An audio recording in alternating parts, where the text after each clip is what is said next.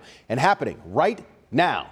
Poll workers already have the lights on and are prepared for the primary elections. In Indiana, the polls opened at 6. They are about to open here in Ohio. WCPO 9 News reporter Allie Kramer is live for us at the Hamilton County Board of Elections in Norwood, looking at some of the big issues on ballots today. Good morning, Allie.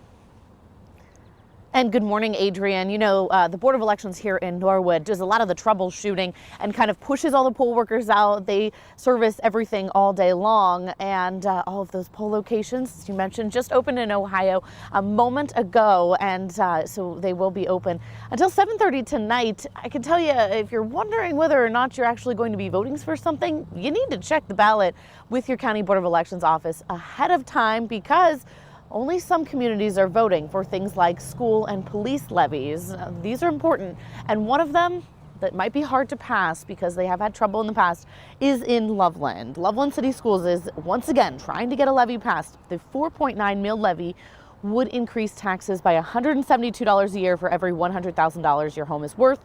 The superintendent says the district cut 47 positions, and high school busing was already cut. More cuts will have to be made if the levy doesn't pass.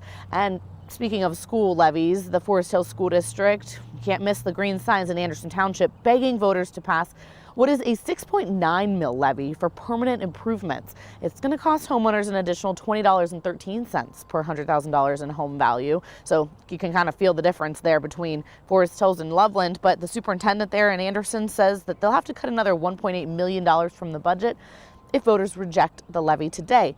And then in Delhi, not talking about schools, the levy voters will look at there is for the police department. The levy is going to cost homeowners $105 a year for $100,000 home value. The last levy passed was actually in 2014, and it was only supposed to last 5 years.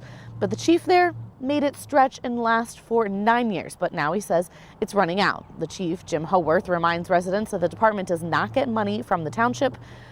Instead, it is solely funded from taxpayers.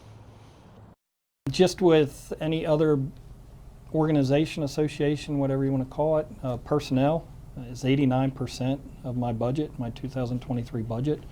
And when I say personnel, you're talking everything from retirement, pension, salaries, insurance. So I'm operating the rest of the department, you know, as far as the lights being on, to the water, to all your other bills that everybody can think of, 11%.